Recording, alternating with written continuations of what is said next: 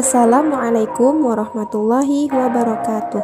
Pada kesempatan kali ini, kita akan belajar sejarah kebudayaan Islam. Tema kali ini adalah kemajuan peradaban dan kebudayaan Islam pada masa Daulah Abbasiyah.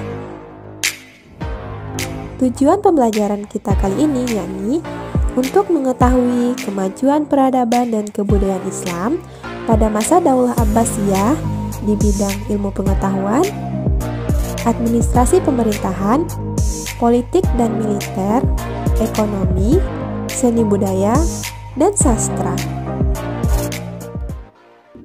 Supaya lebih semangat belajar sejarah kebudayaan Islam, mari kita lihat firman Allah dalam Quran surat Al-Hasyr ayat 18. A'udzu billahi minasyaitonir rajim.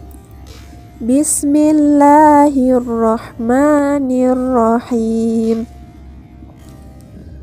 Ya ayyuhalladzina amanu taqullaha wal tanzur nafsum ma qaddamat lighad wattaqullah innallaha khabirum bima ta'malun. Artinya, hai orang-orang yang beriman, bertakwalah kepada Allah dan hendaklah setiap orang memperhatikan apa yang telah diperbuatnya untuk hari esok atau akhirat. Dan bertakwalah kepada Allah, sungguh Allah Maha teliti terhadap apa yang kamu kerjakan. Quran Surat Al-Hasyr ayat 18. Kemajuan peradaban dan kebudayaan Islam pada masa Daulah Abbasiyah.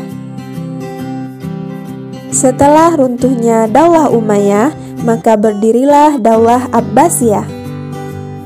Daulah Abbasiyah berkuasa selama 550 tahun, sejak tahun 132 Hijriah sampai 656 Hijriah. Abu Abbas As-Saffah merupakan khalifah pertama Daulah Abbasiyah sekaligus pendiri Daulah Abbasiyah. Dalam perkembangannya, banyak prestasi yang ditoreh Daulah Abbasiyah, mulai dari perluasan wilayah, pengembangan ilmu pengetahuan, hingga seni bangunan arsitektur. Ja'far al-Mansur merupakan khalifah kedua Daulah Abbasiyah. Ia dikenal sebagai khalifah yang cinta ilmu pengetahuan. Masa pemerintahan Ja'far al-Mansur merupakan masa awal perkembangan ilmu pengetahuan yang merupakan cikal bakal masa kejayaan Islam atau Islamic Golden Age. Khalifah Ja'far al-Mansur meminta para ilmuwan untuk serius mengembangkan ilmu pengetahuannya, sehingga dengan kerjasama antara pemerintah dan ilmuwan melahirkan para ilmuwan muslim di berbagai disiplin ilmu pengetahuan seperti kedokteran, filsafat, kimia, botani, astronomi, dan matematika. Tahukah kamu bahwa terdapat beberapa faktor yang menyebabkan ilmu pengetahuan berkembang pesat pada masa Daulah Abbasiyah? Yang pertama, ilmuwan pada masa Daulah Abbasiyah tidak hanya belajar dari bangsa Arab, mereka juga belajar dari bangsa lain di seluruh penjuru. Yang kedua, adanya gerakan penerjemahan ilmu pengetahuan dari bahasa asal ke bahasa Arab. Saat ilmuwan Daulah Abbasiyah di seluruh penjuru kembali ke Timur Tengah, mereka turut serta membawa ilmu dan penemuan. Mereka juga menerjemahkan buku ilmu pengetahuan dari bahasa asal ke bahasa Arab. Yang ketiga, pembentukan Majelis Munazarah, yang mana pada masa itu Khalifah Abdullah Al-Makmum menjadi pusat kajian yang membahas persoalan hukum keagamaan. Yang keempat, dibangunnya Baitul Hikmah.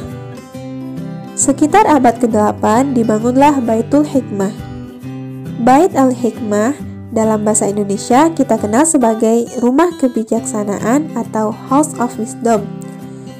Bangunan ini menjadi pusat studi, perpustakaan sekaligus universitas terbesar yang sangat berpengaruh bagi perkembangan ilmu pengetahuan dunia di masa Daulah Abbasiyah. Perkembangan di bidang ekonomi. Peningkatan taraf hidup masyarakat dalam bidang ekonomi masa Daulah Abbasiyah disebabkan oleh usaha-usaha para khalifah yang mendorong kemajuan dalam berbagai sektor ekonomi. Yang pertama, sektor perdagangan. Sektor perdagangan meningkat pada masa Khalifah Al-Mahdi pada tahun 775 sampai 785 Masehi. Pada masa ini, hubungan luar negeri Daulah Abbasiyah dengan kerajaan-kerajaan lain membawa kesejahteraan masyarakat dan menambah kas negara. Pada masa tersebut, kota Basrah menjadi pelabuhan penting sebagai tempat transit antara timur dan barat. Hal ini menyebabkan kota Basrah menjadi pusat perdagangan internasional yang banyak dikunjungi oleh para pedagang.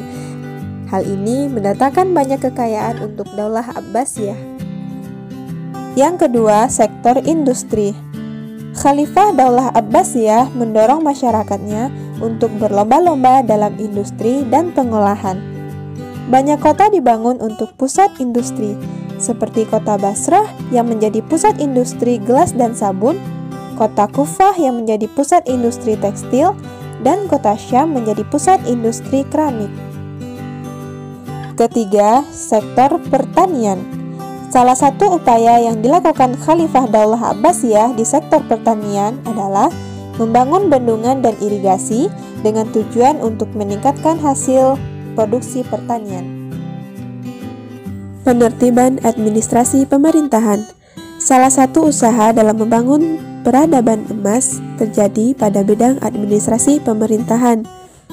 Usaha yang dilakukan yakni yang pertama, pengangkatan wazir atau perdana menteri. Wazir bertugas membantu khalifah menjalankan roda pemerintahan. Dalam menjalankan tugasnya, wazir juga dibantu oleh beberapa departemen. Diwanul Kharij, yakni Departemen Luar Negeri. Diwanul Ziman, Departemen Pengawasan Urusan Negara. Diwanul Jundi, Departemen Pertahanan dan Keamanan. Diwanul Akarah, Departemen Tenaga Kerja dan Pekerjaan Umum. Dan Diwanul Rasail, Departemen Pos dan Telekomunikasi. Usaha dalam membangun peradaban emas pada bidang administrasi pemerintahan yang kedua yakni pembentukan Ra'isul Kitabah atau Sekretaris Negara. Dalam menjalankan tugasnya, Ra'isul Kitabah dibantu oleh beberapa orang khatib atau sekretaris, yakni Khatib Rasail, Sekretaris Bidang Persuratan, Khatib Kharraj, Sekretaris Bidang Perpajakan dan Kas Negara, Khatib Jundi, Sekretaris Bidang Kemiliteran dan Pertahanan dan Keamanan, Khatib Qadha, Sekretaris Bidang Hukum dan Perundang-undangan, dan Khatib Syurtah, Sekretaris Bidang Kepolisian dan Keamanan Sipil. Usaha dalam membangun peradaban emas di bidang administrasi pemerintahan yang ketiga yakni pengangkatan seorang kepala daerah yang disebut sebagai gubernur atau amir.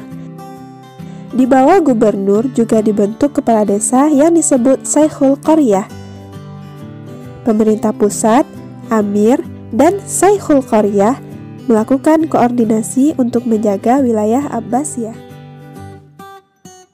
Usaha dalam membangun peradaban emas dalam bidang administrasi pemerintahan yang keempat yakni pembentukan Mahkamah Agung yang bertugas menangani beberapa bidang hukum, yakni Al-Qadi yang mengadili bidang agama, Al-Hisbah mengadili bidang umum baik pidana maupun perdata.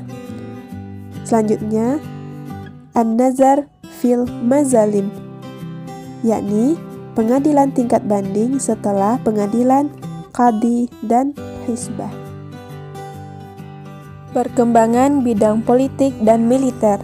Daulah Abbasiyah menjalin hubungan dengan Afrika Barat dengan tujuan menambah kekuatan dan kekuasaan di Baghdad dan Irak. Pengaruh Daulah Abbasiyah yang meluas hingga Afrika tidak lepas dari militer Daulah Abbasiyah yang kuat dan teratur. Militer Daulah Abbasiyah berada di bawah kendali khalifah dari sejak terbentuknya Daulah Abbasiyah sampai 100 tahun lamanya. Hal inilah yang menyebabkan militer Daulah Abbasiyah menjadi militer yang kuat dan tidak terkalahkan. Perkembangan bidang seni budaya dan sastra.